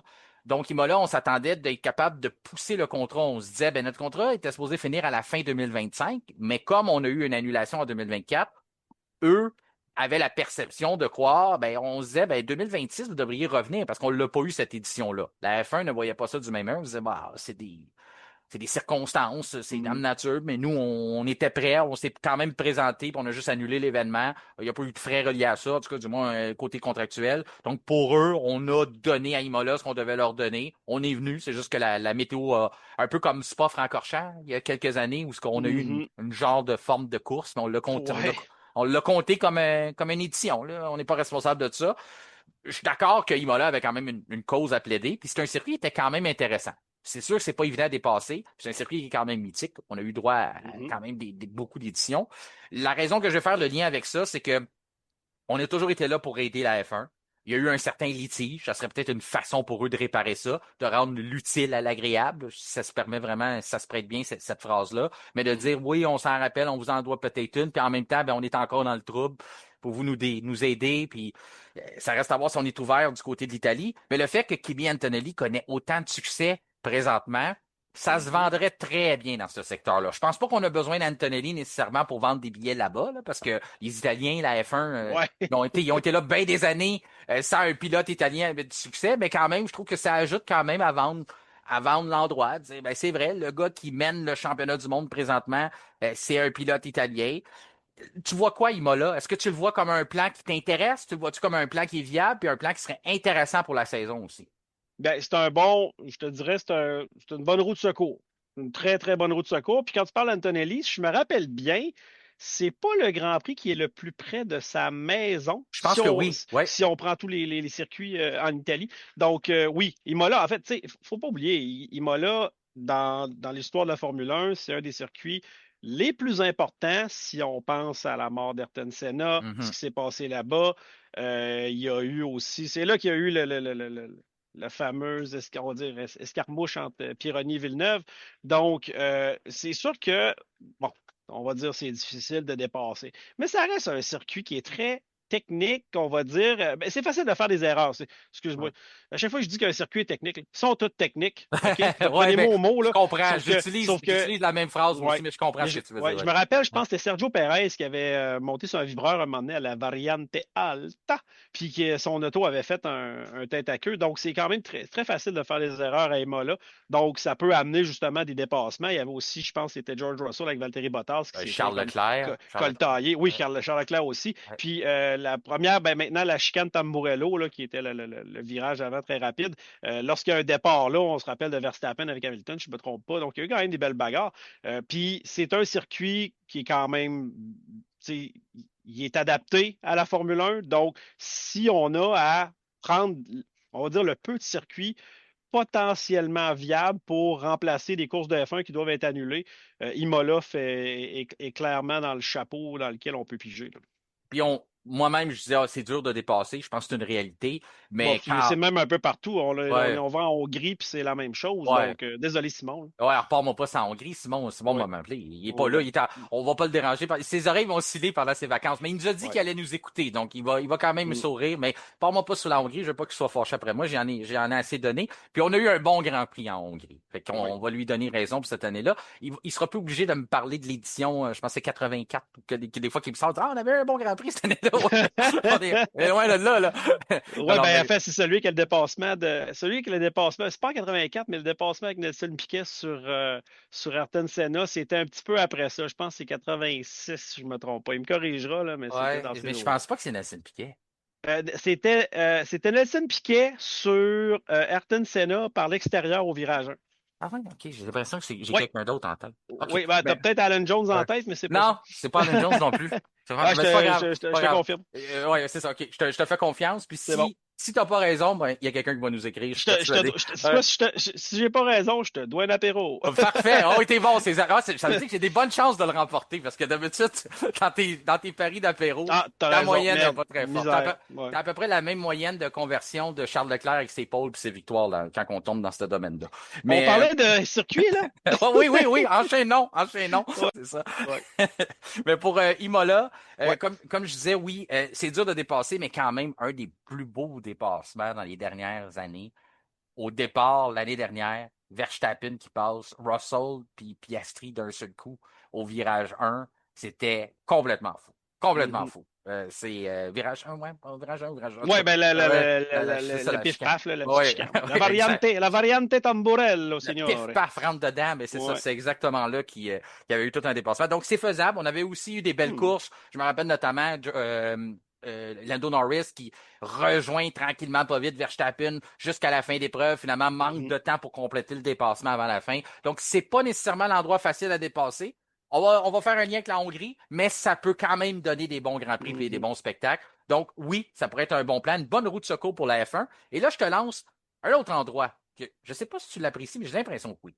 Puis on faisait des liens, Petronas avec la Malaisie, mais je vais faire aussi un lien. On a 2 écuries allemandes, je sors les guillemets parce que oui, Mercedes représente le drapeau. Lorsqu'on gagne, ben on est en Angleterre, mais lorsqu'on gagne, on représente le drapeau de l'Allemagne. On a aussi Audi qui s'est rejoint à ça. Tu me vois venir. Non, je ne vais pas parler du Nordschleife Nürburgring, mais je vais parler de Hockenheim. Hockenheim parce que c'est plus réalisable, c'est plus réaliste parce que Nordschleife, c'est trop dangereux. Là. Je pense pas qu'on va aller là. Ah oui, non, c'est pas du tout. C'est pas adapté, c'est ça. Mais Hockenheim, c'est juste une question de budget. Les gouvernements ne voulaient plus investir, on ne voulait pas nécessairement rafraîchir l'endroit. Mais je crois qu'on est encore disponible à recevoir quelque chose. C'est pas pour rien qu'on en parle. Puis ça fait partie des endroits qu'on nomme souvent. Ça n'a pas d'allure qu'il n'y a pas d'F1 en Allemagne, comme ça n'a pas d'allure qu'il n'y a pas d'F1 en France. On va à des endroits dans le Moyen-Orient qui n'ont aucun historique avec le sport. Puis on a délaissé des endroits naturels, là, comme on le dit, 2 écuries allemandes en F1, mais pas de Grand Prix là-bas. Mais il semble que ça tomberait drôlement bien d'aller jouer là avec l'arrivée d'Audi. Oui. Bon, tu le sais, à chaque fois qu'on parle à chaque fois que je m'emporte sur les pays qui devraient avoir un Grand Prix versus ceux qui ne devraient pas en avoir un. Qatar, l'Allemagne et la France sont les 2 pays que je nomme au début, en partant. Donc là, Hockenheim, si on revient au bon vieux jeu de Formule 1 dans lequel moi et Simon Bachand trichions à l'époque. Je voulais pas en venir là, mais OK. Oui, il fallait que je le dise, je voulais me vendre. Hockenheim était un tracé très différent. C'était un circuit qui ça s'en allait dans la forêt. C'était de longues lignes droites. Le circuit a été modifié depuis, a été adapté parce que c'était un peu dangereux aussi. Il y avait même eu à un moment donné, je pense que c'était un employé de Mercedes qui avait marché sur le gazon avec une genre de grosse pancarte, puis il était en beau joie le vert, donc ça avait fait une voiture de sécurité. Revenons à nos moutons. Hockenheim, beau circuit. J'ai vu souvent des courses de DTM, là, ce circuit qui est bien adapté. On se rappelle de Vettel, si je me rappelle bien, qui menait la course sous la pluie et qui s'était emporté dans un bac à sable, un petit bac à gravier. Donc, Hülkenberg a dit qu'il s'en allait chercher son premier podium à la maison sous la pluie. Je ne sais pas si tu te rappelles de cette course-là aussi. Il y a peut-être des mauvais souvenirs de ce Grand Prix-là. Ça. Mais, donc, ça reste que c'est un beau tracé. Il y a surtout, puis ça en est un où il y a des belles occasions de dépassement. On parlait du Nürburgring. Le Nürburgring, pas le Nordschleife, mais la portion Grand Prix. Celui-ci aussi, je l'aime bien. Je ne sais pas à quel point il est mis au goût du jour en termes de on va dire, de standard de Formule 1. Ça aurait pu être une option aussi parce que je pense qu'on aurait pu peut-être revamper là, puis l'amener au goût du jour pour, on va dire, les barèmes que la F1 va exiger à un Grand Prix. Mais ce sont 2 beaux endroits. Hockenheim, je pense, se prête plus là, justement à la Formule 1 que Nürburgring. Mais c'est clairement des choix que moi, je prioriserais. Puis, il y a un autre choix que je prioriserais aussi si ceux-là n'entrent pas en ligne de compte. Lorsqu'on a eu la pandémie, on a eu 2 fois le Spielberg. Oui. Qu'est-ce qui nous empêcherait peut-être d'avoir, je ne sais pas, de retourner à un circuit qu'on a déjà fait ou que ça donne des bonnes courses? On pense à Spielberg et ou Interlagos, si ça peut bien se greffer au calendrier. Je n'ai pas fait cette étude-là, mais je veux juste te dire que si on est pour manquer une course, pourquoi pas faire une course en double? Ça a déjà été fait. Donc, Grand Prix de Styrie, Grand Prix d'Autriche, Grand Prix du Brésil, Grand Prix de São Paulo, appelons ça comme on veut. Moi, ce qu'on veut, c'est plus de courses sur les circuits qu'on aime. Du moment qu'on est capable de faire un Grand Prix de Bahreïn en Balaisie, je te dis. Ah, ben oui, écoute. On peut pas en faire n'importe où. Là. Si on peut faire un Grand Prix d'Australie en Islande aussi, si tu veux. Il n'y a pas de problème avec ça. Si 6000 km ne nous empêche pas de nommer un Grand Prix, on pourrait aller en faire un sur la Lune. On pourrait probablement faire le Grand Prix des États-Unis sur la Lune. Ça va probablement arriver dans quelques années, on ne sait pas. Tout à fait. Mais tu fais bien de le dire. La seule chose qu'il faut toujours garder en perspective, on les a pas, c'est que tu as nommé celui de Nordschleife ou celui en Allemagne. C'est un circuit qui est quand même très occupé. Donc, il faut qu'il soit disponible pour les dates aussi. C'est Mhm. sûr que Hockenheim, je ne sais pas si on tient encore beaucoup d'événements là-bas. J'imagine Oui, qu'on ne le oui, il garderait y en pas. a. Ah Mais oui, du encore là, c'est GT, le ça. Ouais. DTM, c'est le ADAC GT Masters, n'importe quel. Tu sais, je pense même qu'on fait de la moto là-bas. Mhm. Donc, c'est vraiment pas un éléphant blanc. Non, c'est ça. Fait qu'il faut vraiment être capable aussi d'avoir une date et une disponibilité parce que j'imagine, je sais qu'on probablement on serait prêt à tasser des événements pour être capable de laisser place à la F1, mais il faut quand même se rappeler que si c'est notre vache à lait et qu'on vit de ces événements-là, leur dire ben là, on n'a plus besoin de vous parce que la F1 veut revenir. Peut-être que c'est pas la meilleure idée de faire ça non plus. Mais c'est quelque chose à surveiller. Si vous entendez ces endroits-là dans les prochaines semaines, soyez pas surpris, c'est qu'on n'a toujours pas de certitude pour Abu Dhabi et pour le Qatar et peut-être même Bakou. Si on veut étirer un peu la sauce, peut-être que Bakou pourrait être problématique.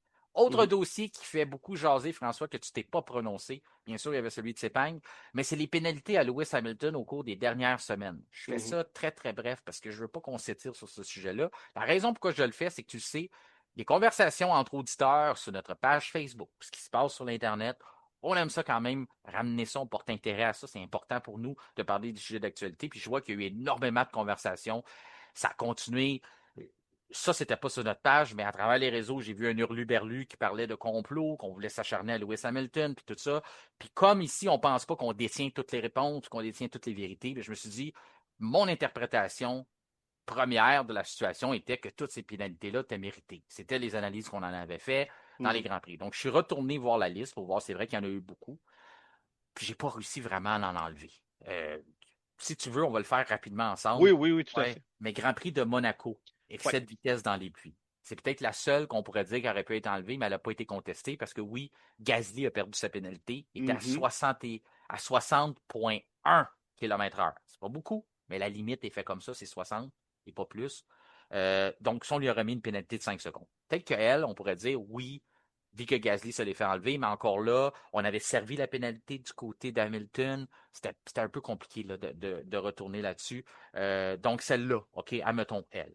C'est Ensuite, elle, ouais, c'est la seule que je verrais, surtout la façon qu'il la calcule, tu sais, ouais. mettons, entre une distance à l'autre, c'est la seule qui est ouais, avec l'avion au-dessus, Ça là. fait, c'est pour ça que je ris, Ouais, ouais. ouais, Cette surveillance aérienne. donc Là. c'est la seule qui est potentiellement discutable, à Ouais. date que j'ai vu dans la liste que tu m'as fournie. Après ça, Grand Prix de Silverstone, ben là, faux départ, c'est noir sur blanc. Là. À Ah moins oui, que. je l'ai vu, C'est ça. même chose. Écoute, il y a personne qui y échappe, tu sais, et à l'époque, c'est drôle, à l'époque en F1, les autos commençaient à avancer un petit peu. Tout le monde faisait un faux départ, mais personne, tu sais, personne s'en Ça tenait faisait compte. prendre, ouais. Là, maintenant, il y a des caméras, tout est scruté, et un qui scrute, c'est bien Max Verstappen aussi. Hop, il a Ouais. avancé. Donc, on sait tous qu'il n'y a personne qui peut faire un faux départ si ta pédale glisse ou quoi que ce soit, que tu avances ne serait-ce d'un petit iota, c'est terminé, tu as, la pénalité, puis c'est bien malheureux. J'étais malheureux, mais qu'est-ce que tu veux, il l'a fait, il l'a fait. Si tu veux avancer, il faut que ta roue reste avec le contact de la ligne qui est prévue pour ça. Donc, Mhm. ça, c'est très, très bien important. Le mouvement, il faut qu'il soit vraiment, vraiment dans un bon délai, mais il faut toujours que ton point de contact soit fait sur la ligne. S'il n'est pas fait, ben là, à ce moment-là, c'est là que le dispositif va être enclenché, puis c'est noir sur blanc. À moins que tu es capable de contester que le dispositif n'est pas bon. C'est déjà arrivé dans le cas de Mhm. McLaren puis Norris il y a quelques années, il y a peut-être 1 an ou 2 ans de ça. Mais on ne l'a pas fait du côté de Ferrari, donc ça porte à croire qu'on n'avait pas les éléments pour prouver qu'il y avait eu erreur là. C'est noir sur blanc. Encore là, pas de complot. Je pense pas qu'il y ait quelqu'un qui avait accès à la voiture de Lewis Hamilton pour lui faire lâcher sa clutch avant tout le monde puis l'envoyer prendre une pénalité de 5 secondes. Donc, je vois pas de complot là non plus. Ensuite, pénalité. Réprimande officielle, dans le fond, qu'il a eu. Ça, c'était aussi dans le même endroit, le même week-end. C'était non-respect du ralentissement sur un drapeau jaune. Parce qu'on aurait pu lui coller ça aussi à Silverstone. Ça aurait été catastrophique. Ça l'aurait probablement sorti des points. Donc ça, on a juste été d'une réprimande. Donc on a été fin là-dessus. Parce que des fois, les drapeaux jaunes, il faut plaider notre Mhm. cause, mais on a réussi à prouver qu'il avait vu trop tard, qu'il y avait quelque chose sur son volant. En tout cas, il y avait eu une raison qu'on avait plaidé notre cause, puis ça, on lui a retiré. Il y avait Ensuite, Kim Kardashian dans les estrades, il se il a été déconcentre. distrait, il a regardé à gauche, il l'a Ouais. vu. Ensuite, Grand Prix de Belgique, on se rappelle qu'est-ce qui est arrivé, collision avec George Ouais, Russell. Encore là, ça laisse place à l'interprétation. ça oui. Mais tu sors ton rival, lui, il n'est plus dans la course. En plus, tu as perdu le contrôle de ta voiture, on le voit bien à l'intérieur. Ouais. Donc, selon le règlement, encore là, c'est place à interprétation, mais on n'a pas modifié un règlement pour le pénaliser. Il n'était pas en contrôle de sa voiture. Il a sorti un rival direct. Je Mhm. pense que il y avait une cause à plaider pour qu'il soit pénalisé là-dessus. Il y avait aussi une cause à plaider si jamais il ne l'avait pas été. Si jamais il ne l'avait pas été, que Mercedes aurait pu monter aux barricades, dire non, qu'est-ce qu'on fait? Puis en plus, je sais qu'on ne suit pas, du moins on ne devrait pas se fier à l'historique, mais c'était pas la première fois aussi que Lewis avait des contacts à cet endroit-là. Je pense que c'était déjà arrivé avec Rosberg, notamment par le passé, Alonso plus récemment aussi. Donc, il faudrait qu'il apprenne aussi à laisser un peu plus de place à l'extérieur. Je sais qu'il ne voulait pas nécessairement prendre le vibreur en dedans. C'était de bonne guerre. Là. Moi, je l'ai même dit à l'époque, lors du podcast, je dis, ben là, s'il avait été trop à l'intérieur, je lui aurais probablement reproché de laisser trop de place à Russell.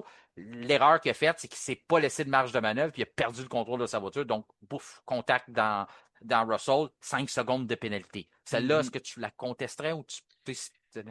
Ben, tu sais, t'as raison dans le fait qu'il n'était pas tout à fait en contrôle de sa voiture. On peut mettre ça sur le dos. Tu sais, c'est le premier tour. Tu sais, il y a souvent cette circonstance atténuante-là du premier tour, incident de course, etc. Sauf que il aurait pu être plus en contrôle de son véhicule. C'est sûr qu'il n'a pas fait exprès, là. Il ne Non, non, voulait non, pas ben sortir non. Russell Non, non. parce qu'il aurait pu sortir lui-même. Ouais. Mais écoute, non, c'est mérité. Puis c'est un endroit, je vais être très franc avec toi, lorsque tu n'es pas à fond, puis quand je dis qu'ils sont pas à fond, c'est que vu que c'est le premier tour, des fois, on freine pas toujours au même endroit qu'on freine. C'est très dur d'interpréter son point de freinage, surtout aussi si on n'a pas la ligne de course. Tu sais, souvent, Mhm. la ligne de course, on est à gauche, on voit le vibreur arriver. Moi, je sais exactement où je vais freiner au comble, là, le virage des combes, au bout de la ligne Kemmel de Spa. Sauf si je ne suis pas immédiatement sur la ligne de course. Des fois, j'ai de la misère à interpréter un peu ma marque de freinage et ça m'est déjà arrivé de passer un petit peu tout droit et de faire exactement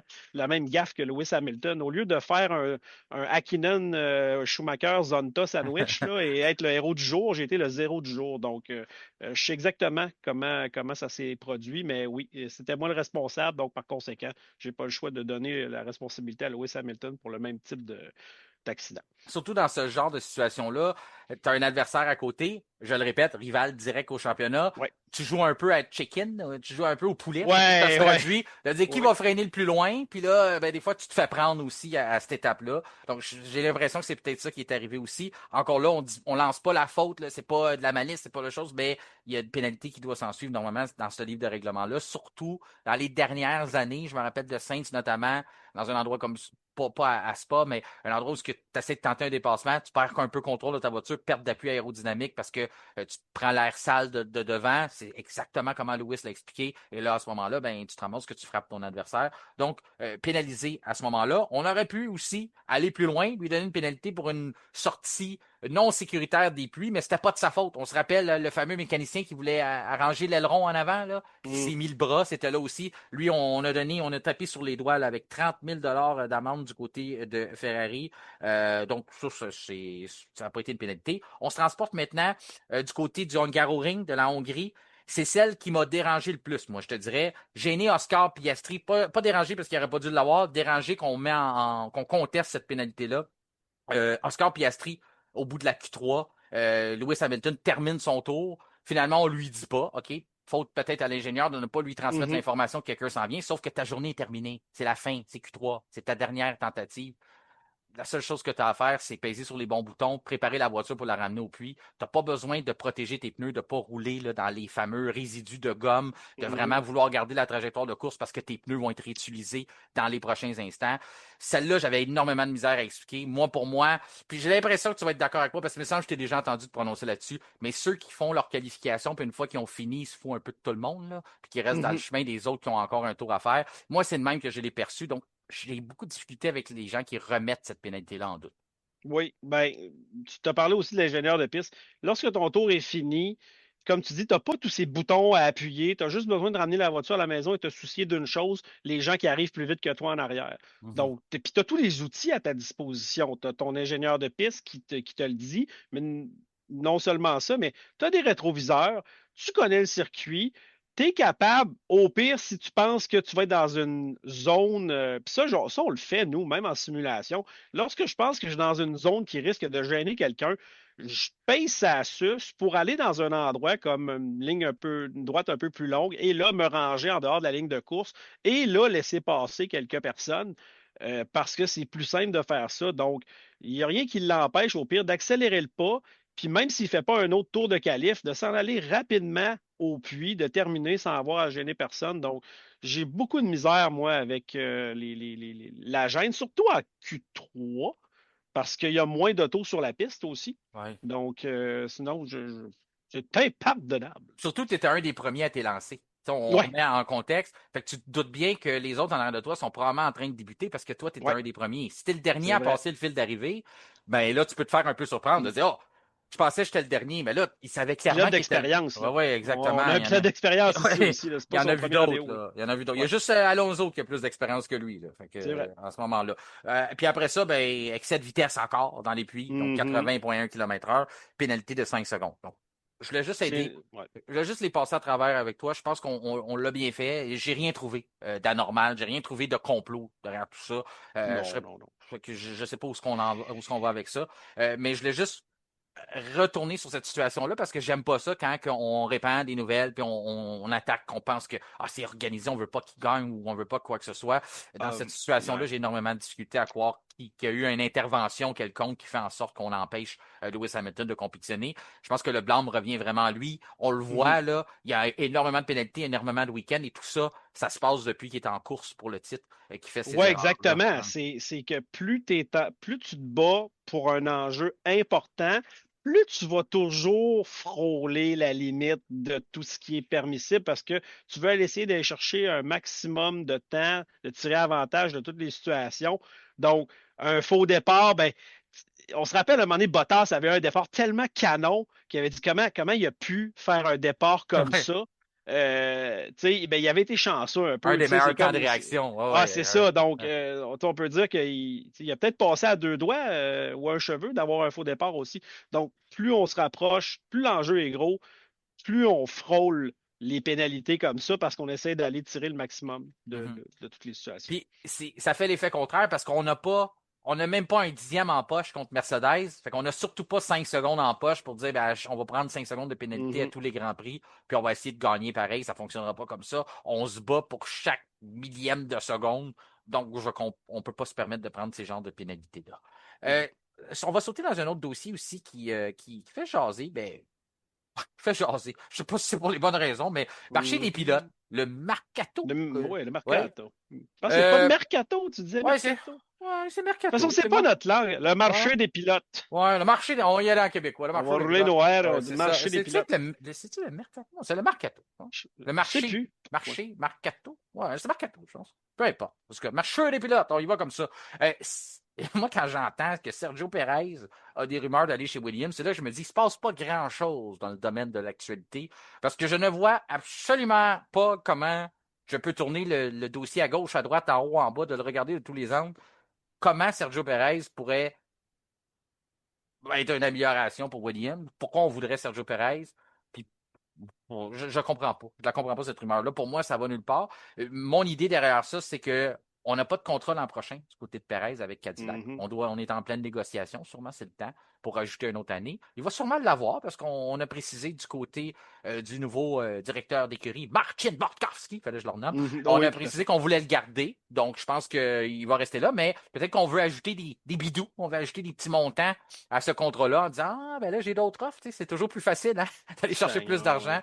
J'ai Ben oui. l'impression que Tout c'est le un monde me agent. veut. Tout le Ouais, monde tout le me monde me veut. veut. Mais en tout cas, je veux voir ta perception de ça. Sergio Perez, est-ce qu'on passe vite au prochain sujet? As-tu vraiment quelque chose à développer sur Perez et Williams? Mais j'aimerais juste savoir, Martin, c'est qui a parti cette rumeur, cette Son rumeur-là pour agent. qu'on Moi, lui. je dis que c'est son agent. Ouais, on va lui donner la bastonnade. Parce que clairement, ben, je le vois pas du tout chez Williams, donc je sais pas ça sort d'où. Et sais-tu quoi? Le plus drôle là-dedans serait que si jamais il allait chez Williams l'année prochaine, on remette l'extrait qu'on vient juste d'enregistrer, puis là, Oui, oui, on passerait des. Moi, ouais, toi et premier, moi, passerait. Ouais. on se met un bonnet d'âne chacun, là, on prend une photo pour mettre ça sur la page de F1 Podcast que nous avions tort, mais Ouais. honnêtement, non, j'y crois pas. La dernière fois qu'on a eu aussi tort que ça, ben c'est moi qui avais eu tort, c'est qu'en disant que la pénalité contestée par Alpine donnera probablement rien. Puis pour me faire mentir, on lui a donné un podium puis un trophée. Puis on lui a même envoyé une bouteille de champagne par la poste. Donc oui, mea culpa. C'était ma dernière, en tout cas, qu'on peut recenser, ma dernière grosse erreur de jugement ou d'analyse de loin sur ce sujet-là. Mais j'ai l'impression que je me tromperai pas sur Perez. Donc je serai pas nerveux, je perdrai pas de sommeil en disant faut pas que je l'ai échappé celle-là. Puis même si ça arrive, il va falloir qu'on me l'explique longtemps ce qu'on a vu. Parce que, OK, même si on a un départ de Saints, puis même, admettons qu'on ferait un échange, là, qui va aller chez Cadillac? Saints irait chez Cadillac? Pourquoi qu'il irait là? S'il y a une écurie qui est pire que Williams en ce moment, c'est bien Cadillac, heureusement qu'ils sont là, parce que sinon Williams serait encore pire là, dans l'évaluation. Donc, ça ne veut pas dire que c'est nécessairement un échange. Peut-être que Saints irait quelque part, puis Perez, mais je la vois pas. Je la vois pas. Je me suis dit, j'ai pas d'angle qui fonctionne présentement du côté de voir le Mexicain changer d'écurie. S'il retourne en F1 l'année prochaine, ça sera dans une Cadillac. Je la vois pas ailleurs. Liam Lawson, toujours pas de renouvellement, pas de contrat. Il fait très bien depuis le début de la saison. Par contre, Nicolas Tsolov, en Formule 2, pilote Red Bull, fait très bien aussi de son côté. Je veux savoir, toi, tu fais quoi avec cette situation-là? Est-ce que tu prends le risque de perdre Tsolov pour garder Lawson? Lawson qui t'a déjà démontré qu'il était possiblement pas la solution chez Red Bull. Il n'est possiblement pas ton prochain Max Verstappen. On le sait qu'il fait bien, mais quand même très près dans les temps de son coéquipier, jeune de 18 ans, première année en Formule 1, qui est Arvid Lindblad. Tu fais quoi avec Lawson? Ça, tu vois, ça n'est une bonne colle. Ah, c'est pour ça que je suis là. Sais-tu quoi, si j'étais Red Bull, je souhaiterais que Tsolov ne gagne pas le championnat de F2. Ah, t'es méchant! Non, mais mettons, ouais, non, je comprends. Parce que, bon, pour ceux qui ne savent pas, peut-être, si on gagne le championnat de F2, on n'a pas le droit d'y retourner. Exact. Il n'y a rien qui empêche justement à Red Bull, puis de discuter, de faire un Gasly et un Lawson avec Tsolov et de l'envoyer en super formule 1 an au Japon. C'est quelque chose qui peut arriver. Mais si Tsolov remporte et Red Bull va devoir faire un choix déchirant, je ne pense pas qu'ils vont se départir d'Adjar, ils ne se départiront pas de Lindblad. C'est Lawson qui va passer au bat. Ça va être un choix difficile à faire. Mais écoute, à un moment donné, beaucoup d'appelés, peu d'élus. Par contre, Lawson pourrait se retrouver un volant peut-être ailleurs dans le fameux Mercato, en tout cas, dans le Cato, et peut-être aller chez Cadillac remplacer Sergio Perez qui ne renouvellera pas son contrat. Non, bon, on extrapole, mais ça reste que Lawson est un pilote de Grand Prix qui maintenant a prouvé sa valeur, donc pourrait peut-être se trouver une niche à quelque part, va peut-être devoir aller 1 an comme pilote de réserve pour Red Bull, on ne sait pas. Donc c'est plate, mais c'est le monde cruel de la F1. Il n'y a pas assez de volants pour les jeunes de talent. Sinon, il n'y a rien qui empêche. Lawson est un pilote quand même très polyvalent. Je l'ai vu conduire une voiture de rallye, étant très rapide. Donc, pourrait aussi aller faire autre chose. C'est un Kiwi, il ne faut pas l'oublier. Il pourrait aller en V8 australien, commandité par Red Bull. Ils sont partout Red Bull, hein, donc je ne serais pas surpris de voir un gars comme Lawson peut-être aller faire le tour du monde et conduire plusieurs types de voitures et continuer à être un pilote commandité par Red Bull. Là. Et peut-être, qui sait, revenir plus tard en F1 parce qu'on a vu Alex Albon perdre son volant, aller faire du DTM 1 an, ne pas gagner en DTM comme un acharné et revenir en F1 quand même. Ce n'est pas une punition de faire ça. Ouais. Clarification pour les gens qui pensent que tu as traité Liam Lawson de Kiwi. Tu faisais référence qu'il est néo-zélandais. Oui, tout à fait. Là, comme mon ami Shane Van Gisbergen, c'est la façon qu'on les appelle. C'était pas péjoratif de ta part. Donc, pour les gens qui pensent, viens-tu de le traiter de Kiwi? Non, c'est comme ça qu'on appelle les gens de la Nouvelle-Zélande. Donc, oui. C'est niché. C'est niché. Le point aussi que j'ai accroché, que tu mentionnais, que c'est injuste. La F1, parce que j'entends des gens dire il ne mérite pas de se faire tasser. Non, vous avez raison, il ne mérite pas de se faire tasser, mais ce ne serait pas le premier qui ne mérite pas et qui finit par perdre son poste pareil. Alors, on pense notamment à Sainz, qui ne méritait pas nécessairement de perdre son emploi dans c'est vrai. Tout à fait. C'est juste que tu dis beaucoup d'appelés, très peu d'élus, les jeunes poussent, donc Tsolov fait très très bien. Ça reste à voir si on est capable de le faire attendre un petit peu. Du côté un pilote bulgare, ce Nicolas Tsolov, donc si on est capable de le faire patienter un peu. Mais c'est un heureux problème qu'on a chez Red Bull. On parlait qu'on avait des problèmes avec la relève et toutes ces choses-là. Mais là, on est ailleurs. Là. C'est rendu que ça frappe aux portes, puis ça se bouscule. Adjar fait quand même fait très bien aux côtés de Verstappen. Ensuite, t'as Lawson qui fait bien aussi. Puis t'as Lindblad qui a l'air déjà d'un vétéran. Là, 18 ans, pas d'accident. Il se va sur des circuits qu'il connaît pas très bien. Il donne des bons temps.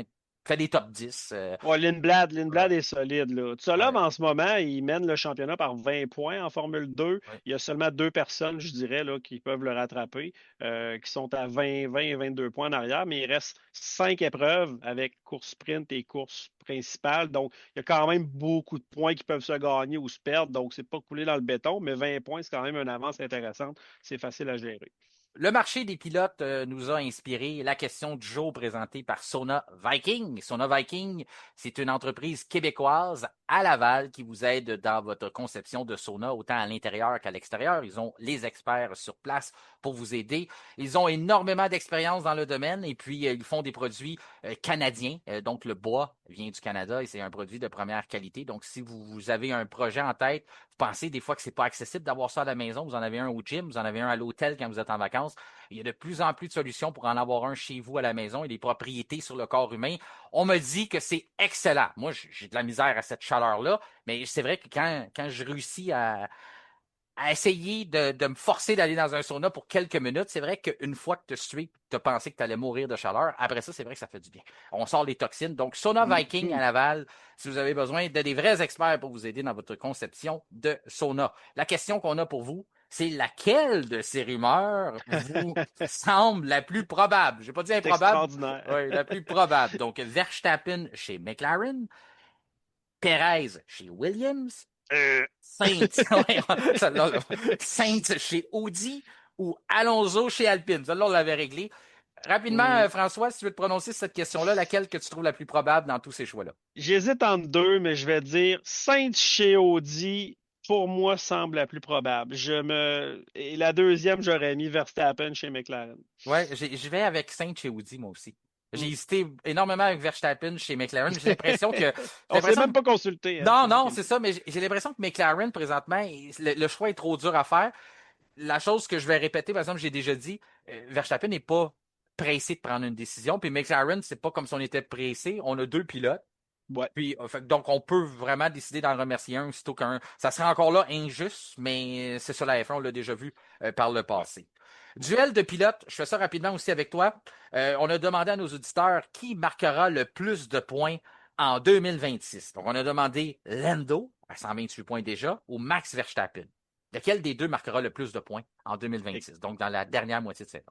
Bon, je vais y aller avec la réponse un petit peu plus facile. Lando Norris, pour la simple et bonne raison qu'il a déjà un 19 points d'avance. Max Verstappen est un meilleur pilote que Lando Norris. Par contre, Lando Norris, je pense, a une meilleure voiture, une voiture qui semble évoluer plus rapidement que celle de Verstappen. Donc, pour ces bonnes raisons, j'ai l'impression que Norris va être capable de capitaliser. En plus, la voiture de Verstappen a montré quelques failles en termes de fiabilité. Contrairement à la McLaren, là, qui a, ben, à part au début de la saison, là, mais ils sont bien rebondis. Donc, pour toutes ces bonnes raisons, je vais dire Lando Norris. Je crois que nos auditeurs sont comme moi et ont des séquelles des deux dernières saisons. Le retour de Verstappen et de Red Bull en deuxième moitié. 72,47% des répondants sont en désaccord avec toi. C'était pas ça la question. Là. C'était pas Ah êtes-vous oui, non, d'accord ben, avec écoute, François Goulet? écoutez, moi, de toute façon, j'écris pas à personne sur cette page-là. Ouais, Dieu du tu ciel. vas bloquer nos 18, puis de pratiquement 19 000, 19 Non, 000 mais en fait, auditeurs. l'autre, écoute, toi, tu dis tout le temps, hey, parier contre Verstappen, je Pas suis pas capable. capable. Puis, tu Non, sais, je peux te dire que j'ai pas pris ça à la légère, non, mais j'ai non. comme, tu sais, j'ai analysé ça. Je dis, ah, ouais, OK, mais ça peut aller d'un côté ou de l'autre. Puis, je suis pas, je comprends les auditeurs, les lecteurs de croire en Verstappen parce que si j'avais à parier de l'argent, ou plutôt un apéro sur quelque chose, vous allez me prendre pour un alcoolo, probablement que non, écoute, j'ai dit Lando, là, puis ça, c'est la sagesse, mais le cœur irait avec Verstappen. Donc, je vous comprends d'avoir voté pour lui. Je reste sur mon choix de Lando quand même. Il n'y a pas de pari en jeu. Charles Leclerc, 138, ou Lando Norris, qui a 128 points présentement. Lequel des deux va terminer la saison avec le plus de points, Leclerc ou Norris? Leclerc, parce que, encore une autre fois, la Ferrari semble être une voiture supérieure à la McLaren. Mais tu sais, comme je dis, tout évolue. Je Ouais. pense que Leclerc va compter un petit peu plus de points. Ben là, tu te reprends, tu n'auras pas à bloquer nos pratiquement 19 000 followers ou abonnés sur Facebook, Mhm. puisque 72,27% des auditeurs sont d'accord avec toi que c'est Charles Leclerc qui marquera plus de points que le Britannique Lando Norris. En terminant, Tous Oui. pour Saner. On n'a pas beaucoup de temps, malheureusement. On en reparlera. Mais Tous pour Saner, c'est un mouvement qui est présentement enclenché. Les gens se rassemblent pour sauver l'endroit, sauver le circuit. Ouais. Pour les gens qui ne connaissent pas ça, bien sûr, c'est un circuit dans la municipalité de Saint-Pie. Ce qui est arrivé, c'est que la municipalité a pris un droit de réserve foncière sur le territoire. Donc, c'est pas une expropriation. Mais pendant 4 ans, Saner n'a pas le droit d'améliorer ses établissements, d'investir de l'argent. C'est un peu comme si la ville était sur le bord de prendre les terrains. Dans le fond, on menotte les propriétaires, on ne peut pas rien faire pendant ce temps-là. On peut continuer d'exploiter l'endroit, mais on est en train d'annoncer nos couleurs que tranquillement, pas vite, on va vous tasser de là, puis on va vous sortir de notre municipalité. La raison derrière ça, c'est qu'on veut construire une école secondaire. Le maire a mentionné que c'est trop difficile de dézoner une zone agricole, donc on va aller tasser un circuit. On a fait ça un peu par la porte d'en arrière pendant le Grand Prix de Trois-Rivières. Je le dis puis je le répète, j'en parlais dans ma chronique ce matin à CNV, tous les jeudis à 8h, on parle de F1. Je mentionnais que, selon moi, on a peut-être essayé de profiter de ça, mais c'est l'effet contraire que ça a fait parce que tous les gens passionnés de course étaient réunis. Donc, j'imagine que tu as entendu parler pas mal juste de Saner puis de la voiture de Gilles Villeneuve en fin de semaine. Oui, sa mère a été. Premièrement, il y avait beaucoup de voitures de NASCAR Canada qui avaient Sauvons sa mère sur leur, on dirait le rond arrière, sur l'arrière de la voiture. Donc, sa mère, c'est un complexe de course. C'est pas juste un circuit. Non, c'est plusieurs circuits. Écoutez, karting, accélération, ovale, circuit de route, même les voitures téléguidées. Écoutez, il y a tout là-bas. C'est une entité. Puis, il ne faut pas oublier qu'on parle de le monde qui s'énerve sur les routes, là. Ça prend des endroits pour pouvoir se défouler avec nos voitures de course, ceux qui ont cette passion-là. Saner, c'est un endroit qui regroupe tout ça au même endroit. Honnêtement, je trouverais ça vraiment fâcheux que cet endroit-là disparaisse. Puis je comprends le mouvement, il y a une pétition, tout ça, là. Donc, moi, je suis pour qu'on conserve Saner et puis que cet endroit-là perdure dans le temps. Oui, qu'on garde ces endroits-là, ces circuits de course. Oui, ça prend ça. Sinon, à un moment donné, il n'aura plus. Là, parce que c'est plus on ne peut plus construire ça de nos jours. Là. On ne peut plus arriver à quelque part et dire on va construire un circuit de course. Ça prend énormément d'argent. On l'a, là, celui-là. Donc, conservons-le, s'il vous plaît. Je sais qu'il est déjà arrivé des accidents par le passé, mais combien d'accidents arrivent sur les routes? Voilà, c'est ça. Là, à longue, c'est sûr, c'est un sport qui vient avec des risques, mais on ferme pas les patinoires, puis il y a des gens qui se blessent au hockey aussi. Là. Fait que, à longue, c'est juste parce que ça fait pas de bruit puis ça sent pas de gaz. Mais de plus en plus, cette nouvelle mentalité-là de dire j'achète une maison, je la paye moins cher, puis après ça, je vais écrire à la ville pour dire hey, il y a un circuit en arrière, ça sent le gaz, ça pue. Ouais, mais quand tu as acheté la maison, il était là. Ah ouais, c'est ça. Puis c'est pas un éléphant blanc, c'est très utilisé. Donc, très utilisé. Puis, je sais qu'on étire un peu la sauce, mais il y a des pilotes qui ont passé par là, puis qui sait que ceux qui sont là présentement, puis je parle pas nécessairement des courses de drague les vendredis ou je sais pas quel jour ça puis encore on ne sait pas, mais il y a des pilotes de demain qui vont peut-être faire leurs premiers essais là-bas. On aime ça parler de Gilles, on aime ça parler de Jacques, on aime ça parler de Stroll peut-être moins, mais on aime ça parler de Stroll quand même des fois. On aime ça parler de des gens qui nous représentent à l'international. Il faut les former, ces pilotes-là demain. On n'a plus les cigarettiers pour les aider. Si on enlève les infrastructures aussi, ça commence à être compliqué de faire du sport automobile, puis on ne veut pas en arriver là. Parce que là, on s'attaque à des circuits comme ça, mais ça prend des circuits de karting, ça prend des endroits. Puis là, on s'en va pas dans la bonne direction. Il y a eu du vandalisme sur la voiture du maire. Encore là, on supporte pas ça. C'est déplorable. Il y a eu des personnes de la ville aussi qui ont été menacées, ces choses-là. Prenez la bonne trajectoire. Allez-y avec les pétitions, allez-y avec les rassemblements, allez-y de la bonne façon. Il y a une façon de faire entendre le message. On a une bonne cause, donc allez-y de façon respectueuse. Puis j'imagine que ça pourrait mener à quelque chose. On se fait entendre quand on en parle, puis les gens se rassemblent. Donc, un bon mouvement à supporter tous pour Saner. Qu'est-ce qui est bon à supporter aussi, c'est de dire merci à François Goulet d'avoir été avec nous aujourd'hui. Ça a été vraiment le fun, François. On n'avait pas beaucoup de sujets, mais je trouve qu'on a fait un bon épisode. Puis je suis sûr que les auditeurs sont contents de nous avoir entendus, malgré cette pause estivale à F1. Ben oui, salutations à tous. Puis bientôt, on recommence la saison de Formule 1. Donc, soyez au rendez-vous. On va être là pour vous décrire les Grands Prix et mettre la table. Vendredi prochain, les Pays-Bas, c'est un rendez-vous. Bye bye. C'est ce qui conclut notre épisode du vendredi 14 août. Notre prochain rendez-vous sera vendredi prochain, en marge des séances d'essai libre du Grand Prix des Pays-Bas. Mais d'ici là, je vous invite à nous rejoindre sur les différents réseaux sociaux, notamment sur Facebook, Instagram ainsi que LinkedIn, et à vous abonner à nos chaînes Spotify, YouTube et Amazon Music, et bien sûr activer la petite cloche, question de recevoir une notification lors de la publication des nouveaux épisodes. Mon nom est Martin Simon, Simon avec un C. Je vous remercie de faire confiance au F1 Podcast et je vous souhaite un excellent week-end.